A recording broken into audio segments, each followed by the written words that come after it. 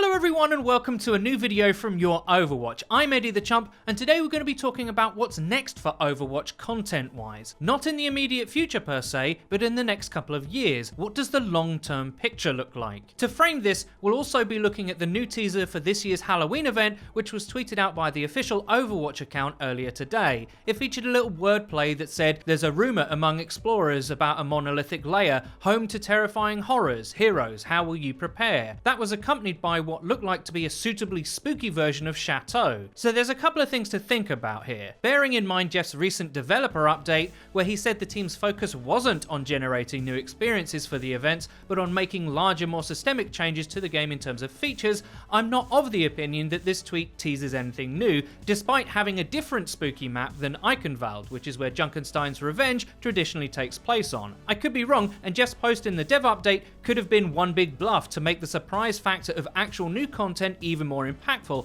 and I'd be just as excited as you guys if that were to be true. But my head says that's not what's going to happen, because the dev updates are usually for open and honest communication with the dev team. It would seem odd to me for them to suddenly subvert that. Perhaps Junkenstein's Revenge gets expanded a little, I can see that, but a totally new experience like Archives was compared to the previous year? Nah, sadly I think not. But that conversation can inform another, and that's what's going to happen to Overwatch long term in terms of content. The community has made their feelings quite clear. We all want more substantial changes, particularly within the PvE area. Story has also always been a hot topic, with a lot of users hungering for some sort of campaign. This larger type of content release isn't in the current Overwatch release model. So what about Overwatch's follow-up, be that a direct sequel or expansion? Surely they represent the best opportunity for Blizzard to deliver on what the community wants. Now this topic has been discussed on a few other YouTube channels and on Twitter, and we thought we'd weigh in on the subject. So let's talk basics. Overwatch sold over 40 million copies on all platforms, and it doesn't take a genius to figure out that financially speaking, a follow-up of some sort is definitely on the cards.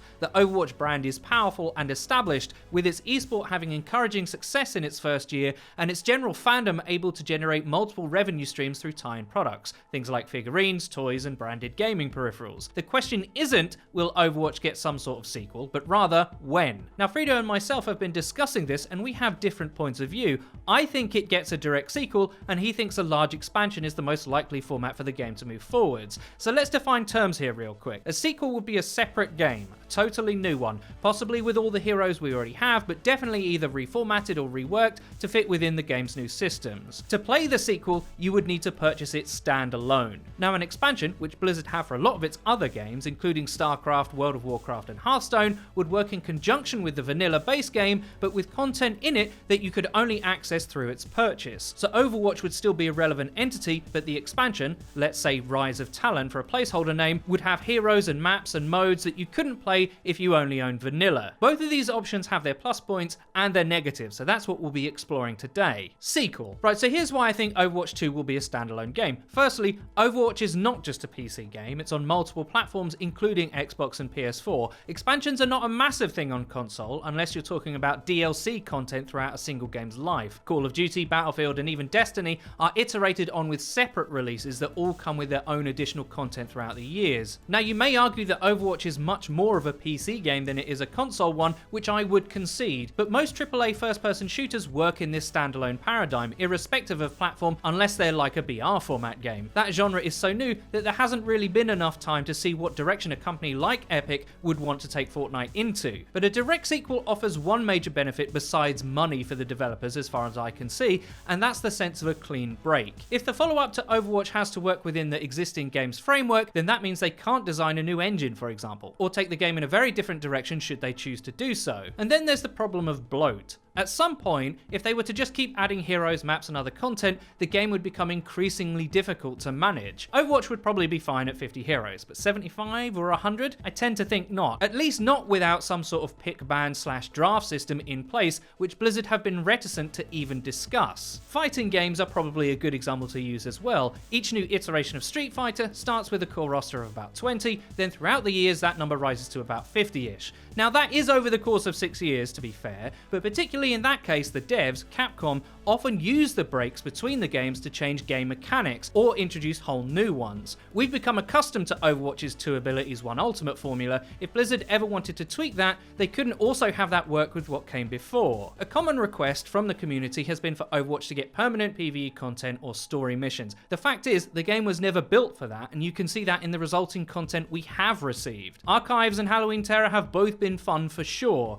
but it's not an 8 to 10 hour story campaign, is it? Something like that would require serious dedicated development, and to me at least makes more sense to come out as part of a new release. The main strengths of a standalone follow-up are that it allows the devs to give the fans things they've asked for but can't deliver in their current framework, and allows them to make the game much more feature rich. A sequel with no demos or role queue would be inexcusable as far as I'm concerned. But there are serious downsides too. The difficulty with a totally separate new game is that in all likelihood, not all the heroes and maps that people like would survive into the next game as they make way for quote-unquote new content. Again, this is common in fighting games, with some fans having their favourite mains not make the cut, cue riots in the comment sections only to have those characters restored later on with fan service DLC. So Gat, I'm looking at you here. Imagine if Mercy wasn't in Overwatch 2. I think Blizzard would just have to delete the forums at that point. I don't think that would actually happen, I'm just using it as an extreme example. There is also the point that a separate game makes the previous one largely redundant, along with all the skins and gold weapons, etc. Player investment is essentially reset. That's something I don't think fans would be too happy about either. A further question is what would happen to the player base? Would it split too harshly, with most playing the new title but some staying with the original? How long would Overwatch 1 servers stay active? Despite all these questions,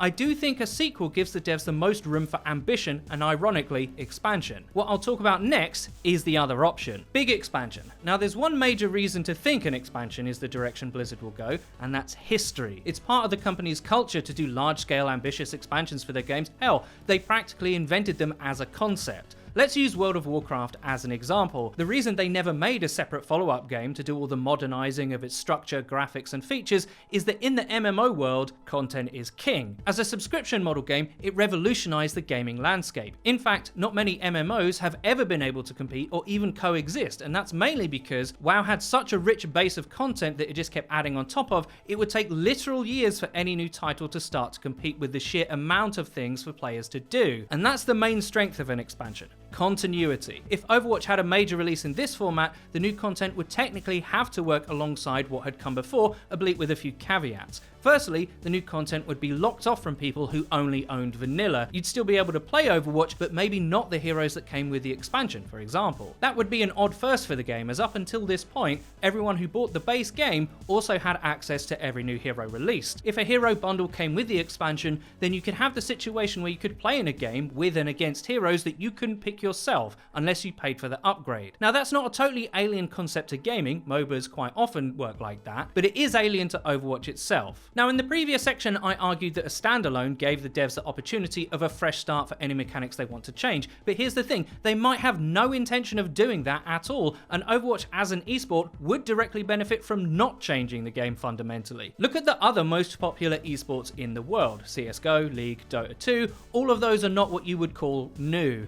They've been iterated on over years with small improvements and optimization. That suits that model. Continuity is really important in that context because the longer a game maintains its core mechanics, the more players and viewers can become literate in their functions. And I guess from that point of view, seeing as Overwatch was built from the ground up to be an esport, and Blizzard have invested millions of dollars in the Overwatch League, it might make more sense for them to add to the game in periodic chunks than start afresh once every 3 to 4 years. There's also that question of player base. A new game would distinctly separate players into two groups, those playing the new game and those not. An expansion would still separate players into groups, just in more of a compromised fashion, like I mentioned earlier. What the community actually wants with new content has always been fairly well unified. Story progression, lore, PvE. Blizzard could, for example, make a big expansion that was essentially dedicated to all those things, while leaving the PvP side of the game largely untouched or just moderately expanded. I guess the question is for you guys, what format would you actually want to be realized? Do you value continuity and are in favor of the expansion model, or Or do you think the game will need that blank slate at some point before everything gets a bit too unwieldy? I started this video thinking one way, and now by the end,